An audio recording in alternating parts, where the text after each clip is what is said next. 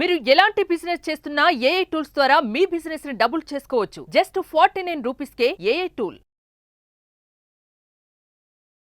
నమస్తే, welcome to Suman TV. ప్రస్తుతం మనతో పాటు ఉన్నారు ఆ mother, entrepreneur, gynaecologist, philanthropist and author doctor Shilpi Reddy గారు. మేడంతో మాట్లాడదాం. నమస్తే మ్యామ్. నమస్కారం మేడం, వైట్ డిశ్చార్జ్, అసలు వైట్ డిశ్చార్జ్ ఎందుకు అవుతుంది, దానివల్ల వచ్చే సమస్యలు ఏంటి? ఈ మధ్య కాలంలో ఇది బాగా ఉంది సమస్య, వైట్ డిశ్చార్జ్ అనేది. కొంతమందికి తెలియటం లేదు అసలు ఇది ఎందుకు వస్తుంది అనేది. అంటే దీనికి మెడికల్గా ఇమీడియట్లీ డాక్టర్ని కన్సల్ట్ చేయాల్సిందే అంటారా? సో బేసికల్గా మనం చూసుకున్నట్టయితే వైట్ డిశ్చార్జ్ అనేది natural normal lubrication of the vagina ఉండొచ్చు. ఫస్ట్ అండ్ ఫార్మోస్ట్ థింగ్ అది. రకరకాల డిశ్చార్జ్లు ఉంటాయి. అయితే నేను ఇంతకు ముందు చెప్పినట్టు ఈస్ట్రోజన్, ఎగ్ ఫార్మేషన్, ఆ egg formation, oestrogen, sexual activity, ఇవన్నీ కూడాను వెజైనా నుంచి వాటరీ డిశ్చార్జ్, మ్యూకస్ లాంటి డిశ్చార్జ్, ఇట్లా తీగ లాంటి డిశ్చార్జెస్ ఇస్తాయి. ఎందుకంటే స్పర్మ్ మొటిలిటీ, లూబ్రికేషన్, ఇవన్నీ కూడా అది ఫెసిలిటేట్ చేస్తుంది. కాబట్టి once egg is released, progesterone వస్తుంది. ప్రొజెస్ట్రాన్ వచ్చాక ఈ క్లియర్ మ్యూకాయిడ్ తీగలు లాంటి డిశ్చార్జ్ పోయి కొంచెము వైటిష్ డిశ్చార్జ్ వస్తుంది. ఎందుకంటే అది ప్రొజెస్ట్రాన్ బేస్డ్ డిశ్చార్జ్. ఆ డిశ్చార్జ్ వల్ల ఎటువంటి ఇరిటేషన్ కానీ, లేకపోతే ఫౌల్ స్మెల్ కానీ, కలర్ కానీ ఏమి ఉండదు. ఇది normal oestrogen, normal progesterone discharge. వీటితో ఎవరు వచ్చినా కూడా వాళ్ళని ఎగ్జామిన్ చేసి మనం వాళ్ళకి క్లియర్గా చెప్తాం ఇది నార్మల్ అమ్మా అని.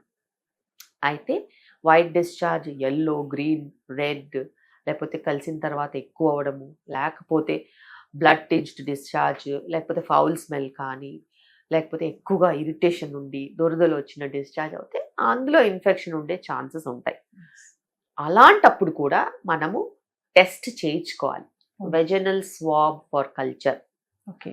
అలాగే KOH గ్రామ్ స్టెయిన్ అని కూడా ఉంటుంది. ఫంగల్ ఏదైనా ఉంటే కరెక్ట్గా మనము ఫంగల్ ఇన్ఫెక్షనా, బ్యాక్టీరియల్ ఇన్ఫెక్షనా, బ్యాక్టీరియల్ ఇన్ఫెక్షన్ అయితే ఏ బ్యాక్టీరియా, ఫంగల్ అయితే ఏం ఫంగస్, దానికి ఏ మెడిసిన్ పనిచేస్తుంది, అంత క్లియర్గా టెస్ట్ రిపోర్ట్స్ ఉంటాయి. అంత క్లియర్గానే ఆ టెస్ట్ రిపోర్ట్ ప్రకారం మెడిసిన్ వాడుకుని పార్ట్నర్ ఉన్నట్టు అయితే పార్ట్నర్ కూడా సేమ్ మెడికేషన్ వాడుకుంటే ఇంకా అది మళ్ళీ రాదు. మళ్ళీ ఎప్పుడు వస్తాయి డిశ్చార్జ్లు? ఇన్ఫెక్షన్తో మీ షుగర్స్ హై ఉన్నా, మీరు హై కార్బోహైడ్రేట్ ఫుడ్ తీసుకుంటున్నా, స్థూలకాయం లాంటి సమస్యలు ఉన్నా, డయాబెటీస్ లాంటి సమస్యలు ఉన్నా, 40+ డ్రైస్ వెజైనాస్ అవుతున్నప్పుడన్నా, పోస్ట్ డెలివరీస్ ఏదైనా ఇన్ఫెక్షన్స్ వచ్చినా, ప్రెగ్నెన్సీ టైంలో హై షుగర్స్ వల్ల డిశ్చార్జెస్ అయినా, ఇన్ఫెక్షన్స్ అయినా, ఇవన్నీ కొన్ని స్పెషల్ సిచ్యువేషన్స్లో మనకి ఇవన్నీ వచ్చే ఛాన్సెస్ ఉంటాయి.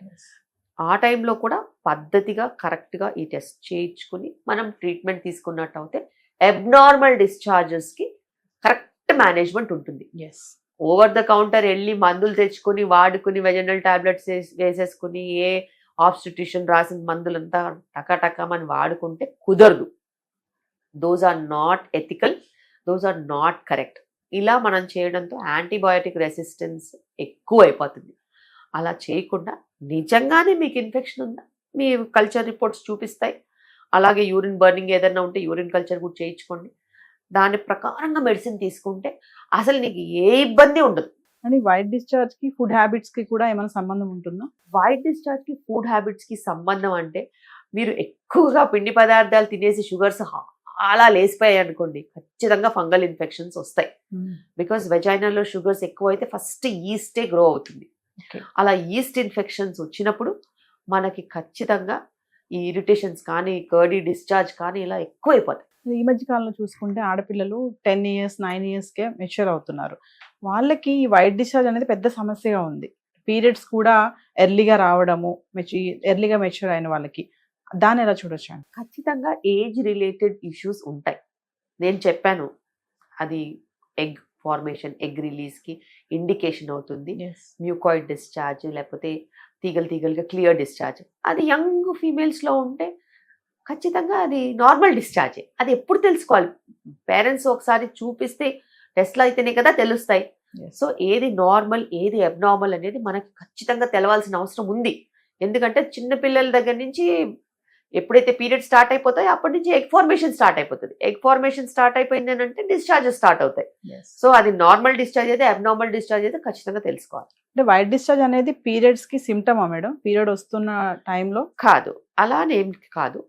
సో డిశ్చార్జెస్ టెక్స్చర్ మారుతున్నప్పుడు ఈస్ట్రోజన్ టు ప్రొజెస్ట్రాన్ ఫేజెస్ వెళ్తున్నాయని అర్థం. ప్రొజెస్ట్రాన్ ఫేజ్ స్టార్ట్ అయిన 15 days కి మళ్ళీ పీరియడ్ వస్తుందని అర్థం. అది ఇంకొక విషయం చెప్పండి. చాలా మంది మీరు అన్నారు పేరెంట్స్ కనిపెట్టాలి అనేసి.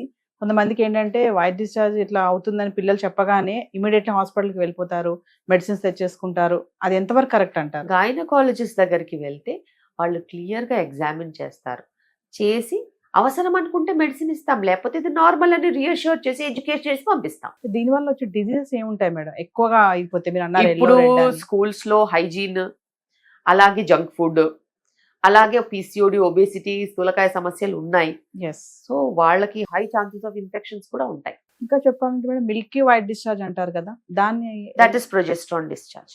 ఫైనల్ గా ఏం చెప్తారు మేడం? వైట్ డిశ్చార్జ్ అనేది అంటే ఒక డిజీజ్ లా చూడాలా దాన్ని, లేదంటే మీరు అన్నట్టుగా కలర్స్ చేంజెస్ అవుతాయి అన్నారు అప్పుడు మనం ఇమీడియట్లీ గైనకాలజిస్ట్ సజెస్ట్ చేయాలి అంటే? సో బేసిక్ గా నేను ఒకటే చెప్తాను, ఇయర్లీ ప్యాప్స్మియర్ అన్ని సెక్షువల్ యాక్టివ్ ఉన్న ఉమెన్ ఇయర్లీ ప్యాప్స్మియర్ చేయించుకోవాలి. ఇయర్లీ ప్యాప్స్మియర్లో మనకి చాలా మట్టుకు సర్వైకల్ ప్రాబ్లమ్స్తో పాటు వెజనల్ ప్రాబ్లమ్స్ కూడా తెలిసిపోతాయి. నార్మల్గా ఉంటే అది నార్మల్. ఏదైనా మీకు ఇబ్బంది అనిపిస్తే డాక్టర్ దగ్గరికి వెళ్తే వివరంగా మీకు చూసి ట్రీట్మెంట్స్ అనేవి జరుగుతూ ఉంటాయి. అలాంటప్పుడు మీరు మీ బాడీ హెల్త్ అనేది మెయింటైన్ చేసుకోవాల్సిన అవసరం ఉంది. ఇన్ఫెక్షన్స్ రాకుండా జాగ్రత్తలు తీసుకోవాలి. తినే ఆహారం మీద ఖచ్చితంగా ఒక కన్నేసి ఉంచాలి. అలాగే ఇన్ఫెక్షన్ వచ్చినప్పుడు కంప్లీట్ కోర్స్ ఆఫ్ మెడికేషన్స్ తీసుకోవాలి. ఇద్దరు పార్ట్నర్స్ కూడా తీసుకోవాలి. ఇందులో ఏ జాప్యాలు ఉన్నా కూడా మనకి రికరెన్స్ ఉంటుంది. షుగర్స్ లాంటి సమస్యలు ఏదైనా ఉంటే ఫస్ట్ అది కంట్రోల్లో ఉంటే ఇది రాదు. సో ఇవన్నీ కూడా గమనించుకోవాలి.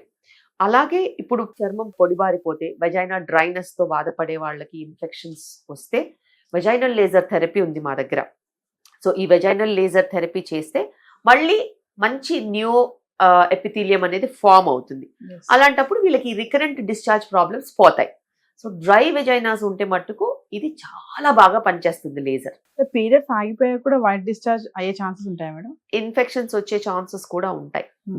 సో పీరియడ్స్ ఆగిపోతున్నాయంటే ఈస్ట్రోజన్ వెళ్ళిపోయినప్పుడు వెజైనల్ ఎపిథీలియం అంటాము, అది డ్రై అయిపోతుంది. డ్రై అయిపోయినప్పుడు ఆ డ్రైనెస్ మీద ఇంటర్కోర్స్ లాంటి ఏదన్నా ఉంటే దాంట్లో క్రాక్స్ వచ్చి ఇన్ఫెక్షన్స్ వచ్చే ఛాన్సెస్ ఉంటాయి.